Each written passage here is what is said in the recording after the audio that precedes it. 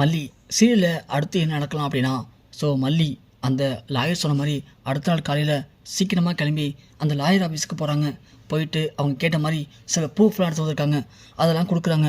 கொடுத்து இது மாதிரி எனக்கும் என் கணவனுக்கும் செட் ஆகலை, ஸோ எனக்கு கணவனை பிடிக்கலை, அதனால் நான் அவரை விவாகரத்து பண்ணுறேன் அப்படின்னு சொல்லி அங்கே உட்காந்துருக்காங்க.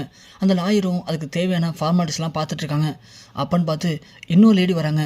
வந்து இது மாதிரி நான் ஏற்கனவே டிவோர்ஸ்க்கு அப்ளை பண்ணுறேன், என்னாச்சு மேடம் அப்படின்னு கேட்க, அவங்க உடனே வெயிட் பண்ணுங்கம்மா, உங்களுக்கு வந்து நாளைக்கு தான் கோர்ட்டில் வர சொல்லியிருக்காங்க, அதனால் உங்களுக்கு சில இதெல்லாம் தரேன், ஹிண்ட்லாம் தரேன், அதெல்லாம் படிச்சுக்கோங்க.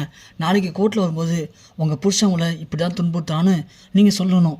அப்படி சொன்னால் தான் உங்களுக்கு உடனே டிவோர்ஸ் கிடைக்கும், புரியுதா அப்படின்னு சொல்லி உட்கார வைக்கிறாங்க. உட்கார வச்சுட்டு இந்தாங்கம்மா அப்படின்னு தேடி எடுத்து கொடுக்குறாங்க. கொடுக்குறவங்க வாங்கி பார்த்துட்டு மல்லியை பார்க்குறாங்க. பார்த்துட்டு அவங்க இந்த பொண்ணு இங்கே பார்த்த மாதிரி இருக்குன்னு யோசிச்சுட்டு அவங்க வெளியே போயிடறாங்க. அப்புறமா மல்லி உட்காந்துருக்காங்க. மேடம் முடிஞ்சிச்சா அப்படின்னு கேட்க, இருங்கம்மா ராஜேஸ்வரி வரேன்னு சொல்லியிருக்காங்க, அவங்க வர வரைக்கும் கொஞ்சம் வெயிட் பண்ணுங்கள் அப்படின்னு சொல்லவும் சரின்னு வெயிட் பண்ணுறாங்க மல்லி. கொஞ்ச நேரத்தில் ராஜி வராங்க. வரவும் கரெக்டாக ராஜி வந்தோடனே மல்லி கேட்குறாங்க, நீங்கள் சொன்ன மாதிரி கொடுத்துட்டு எல்லாத்தையும், என்ன மேடம் இந்த பொண்ணு எல்லாத்தையும் கொடுத்துட்டாளா? கொடுத்துட்டா ராஜா மேடம், எல்லாமே கொடுத்துட்டாங்க. ஆனால் ஒன்று, நான் சொல்கிற மாதிரி இவங்க கோர்ட்டில் சொல்லணும். அப்படி சொன்னால் மட்டும்தான் சீக்கிரமாக இவங்களுக்கு டிவோர்ஸ் கிடைக்கும். சொல்லுங்கள் மேடம் என்ன பண்ணணும்? ஒன்றும் இல்லை, இவங்க புருஷன் இவளை சந்தேகப்படுறாரு, சந்தேகப்பட்டு டெய்லி வந்து என்ன துன்புறுத்துறாரு அப்படின்னு இவங்க சொல்லணும். அப்படி சொன்னால் தான் 2 பேருக்கும் உடனே டிவோர்ஸ் கிடைக்கும் அப்படின்னு சொல்ல, அதெல்லாம் சொல்லிட்டு வா அப்படிங்கவும் மல்லி ஒன்று, இன்னும் ராஜேஸ்வரி அப்படியா? இல்லை இல்லை அப்படி சொல்ல முடியாது, எனக்கு அவருக்கும் வாழ பிடிக்கல, அப்படிலாம் நான் சொல்கிறேன் அப்படின்னு சொல்லவும், இங்கே பாருங்கள், நீங்கள் அப்படி சொன்னீங்கன்னா உங்களுக்கு இப்போதைக்கு டிவோர்ஸ் கிடைக்காது, நான் சொல்லுமே சொன்னால் மட்டும்தான் உங்களுக்கு உடனே டிவோர்ஸ் கிடைக்கும் அப்படின்னு அந்த லாயர் சொல்கிறாங்க. ராஜேஸ்வரியும், மல்லி இங்கே பாரு, எது எப்படி சொன்னால் உனக்கு என்ன, நீ விஜய் விட்டு போய் முடிவு பண்ணிட்ட, அதுக்கப்புறம் விஜயை பற்றி நீ எதுக்கு யோசிக்கிற? இங்கே பாரு, நீ அப்படி சொல்லி தான் ஆகணும், அப்படி சொன்னால் மட்டும்தான் கோர்ட்டில் உடனே உனக்கு டிவோர்ஸ் தருவாங்க, புரியுதா? இல்லைன்னு வச்சுக்கேன், அப்போ நான் சொன்ன மாதிரி கதிரேசன் கூட சேர்ந்து ரஞ்சிதாவை பைசா சொல்லி வெண்பா விஜயும் பிரித்து விஜயை ஜெயிலையும் வெண்பா கதிரேசன் விட்டுருவேன், அப்புறம் நீனு தனி மரமாக நிற்கணும், பரவாயில்லையா? சொல்லுடி அப்படின்னு கேட்க, வேணாம் நான் சொல்லிடுறேன், நீங்கள் சொல்கிற மாதிரி சொல்லிடுறேன் அப்படின்னு மல்லி சொல்கிறாங்க. உடனே சொல்லுவ மல்லி, அவள் என்ன சொன்னாலும் நீ எல்லாத்தையும் கேட்டு மண்டி ஆட்டுவியா அப்படின்னு ஒரு கோல் கேட்குது. யாருன்னு பார்த்தா நம்ம விஜயா இருக்குது. விஜயை பார்த்த மல்லி அப்புறம் ராஜேஸ்வரி 2 பேரும் செம்ம ஷாக்காக நிற்கிறாங்க.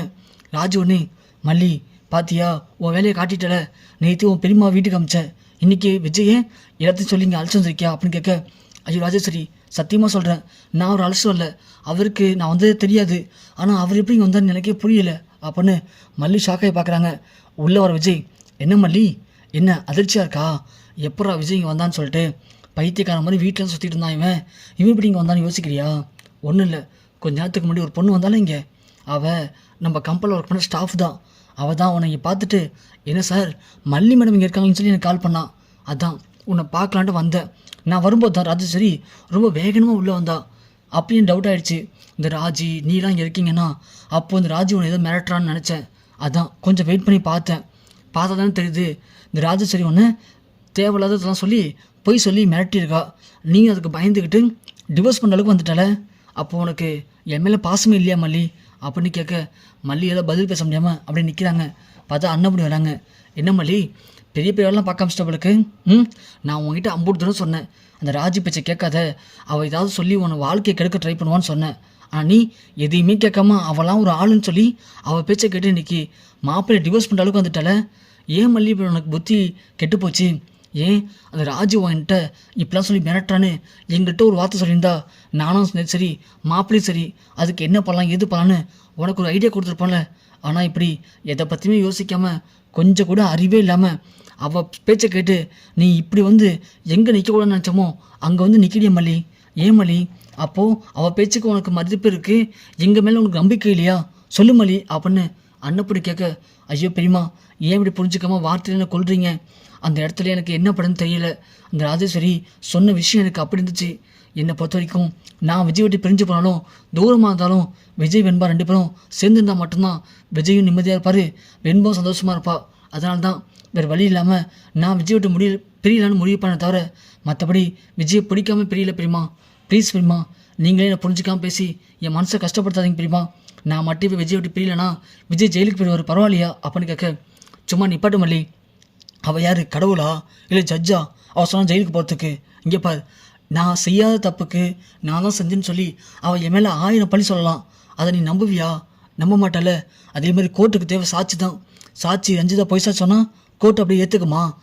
எதுவும் விசாரிக்க மாட்டாங்களா? ஏன் மல்லி அப்படி நீயே பயப்படுற? அப்போ நீ பயப்படுறத பார்த்தா ராஜேஸ்வரி சொல்கிறது உண்மையா? சொல்லு மல்லி.